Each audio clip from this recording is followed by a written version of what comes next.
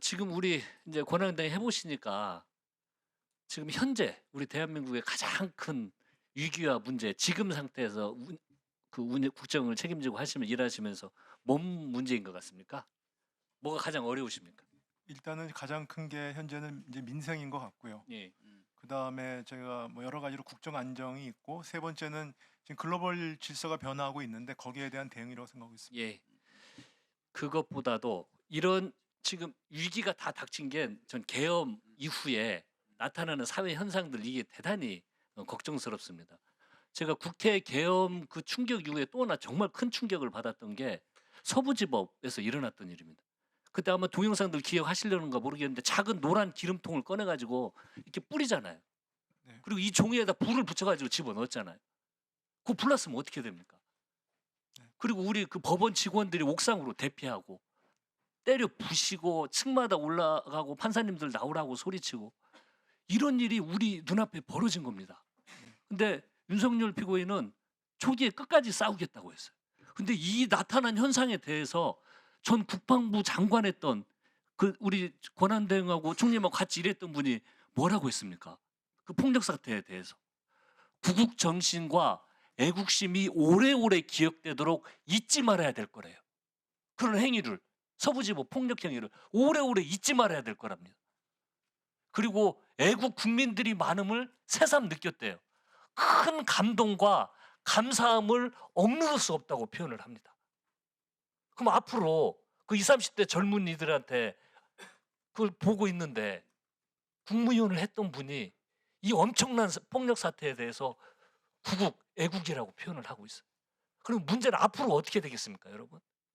지금 국회는 민주당이 너무 과도하게 입법권을 행사해서 군을 투입해서 계엄을 했다고 합니다.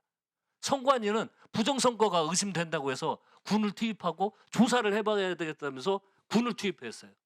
법원은 판결이 마음에 안 든다고 20, 30대 젊은이들이 주축이 돼서 때려 부셨습니다. 방화 직전까지도 갔어요. 그리고 또 최근 분위기는 헌재 재판관들 지금 성향 분석하고 있습니다. 그리고 걱정되는 건 앞으로 어떤 결론이 나오면 또다시 인정하지 않는다는 거. 즉 사회적인 분위기가 어떤 결론이 나면 그 결론에 대해서 인정하지 않는 분위기. 결론을 이기기 위한 민주적인 절차, 토론은 없어지는 대한민국. 이러면요. 글로벌 위기, 민생 경제 문제는 지속된다는 게, 그리고 국민의 심한 이 폭력으로 통한 첨예한 갈등들은 지속된다는 게 굉장한 문제입니다. 그래서 권한대행을 하시면서 이 문제에 증명적으로 이것을 회복하는 게 대한민국을 정상화시키는 가장 중요한 문제라고 생각이 들기 때문에 그걸 꼭 좀 염두에 주십사는 당부 말씀드리겠습니다. 또 하나는 인사 문제에 대해서도 저도 제가 보니까 최 대행님 제대로 이 문제를 인지를 못하셨던 것 같아요.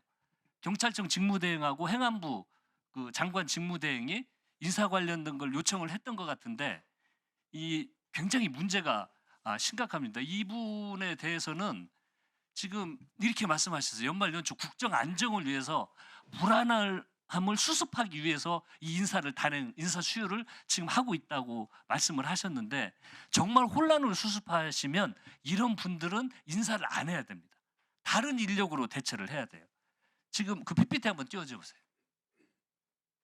이분은요 저번에 그 국정조사 과정에서요 수사 필요 대상자입니다. 아마 끝나면 위에 청장과 서울청장 수사가 끝났는데 여기도 고발 대상자입니다. 이분이 여기 보시면 얼마나 심각하냐면 이 계엄 직전에 청장으로부터 21시 31분, 32분 청장으로부터 전화를 받습니다. 그리고 바로 이후에 이 11시 10분경 또 그러니까 11시 7분에 국회 통제 일시 해제 직후에 모든 국회를 통제하는 책임을 지고 있는 경비국장에게 전화를 합니다. 또 11시 37분에 전면 통제 직후에 또 통화를 합니다. 근데 본인은 국정조사에 나와서 기억이 안 난다고 이야기를 했습니다. 또 이 박완수 국장이요. 영등포 경찰서장한테 12시 41분에 통화를 합니다. 전면 통제되는 시기 있거든요. 근데 뭐라고 답변한 줄 아세요? 안부 전화했답니다. 네?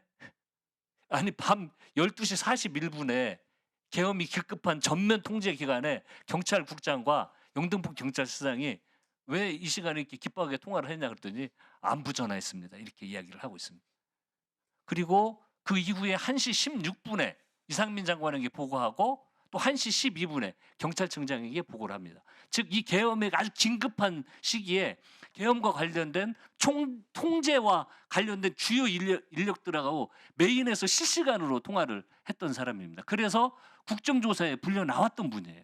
그러면 지금 나라가 이렇게 시끄러워진 이유가, 이 혼란이 된 이유가 이 계엄 사태 이후에 이 내란 때문에 그러는데, 여기 이렇게 주요 임무 종사자 및 핵심 통제를 한 당사자들과 실시간으로 통화를 해서 저희들이 조사 대상으로, 아마 다음에 조사가 연기되면 또 부를 대상자이기도 합니다. 근데 이런 건 내가 보니까 지금 권한된 보고가 안 된 것 같아요. 이거 다시 좀 검토해봐야 되지 않겠습니까? 하여튼 말씀을 주시니까요. 제가 행안부 장관 직무대행하고 뭐 경찰청 차장이 이제 그 내용을 알고 있을 것 같고요. 그런 부분들 필요하면은 뭐 행안이나 이런 데 보고를 드리도록 그렇게 제가 예, 조치하겠습니다. 이게 인사라는 게 소유가 있어서 했다고 하는데 지금 전국을 생각해 보세요.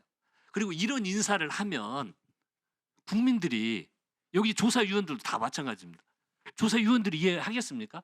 아마 이건 행안위에서요, 경찰청장 직무대행하고 행안부 직무대행은 아마 최고의 중요한 문제를 삼을 겁니다. 특히 야당에서는. 네, 좀 그렇게 잘 설명을 드리도록 그렇게 하도록. 그러니까 이럴 때는 국민 정서와 이런 것도 고려해서 해야 되기 때문에 한번 검토를 하시기 바랍니다. 이상입니다.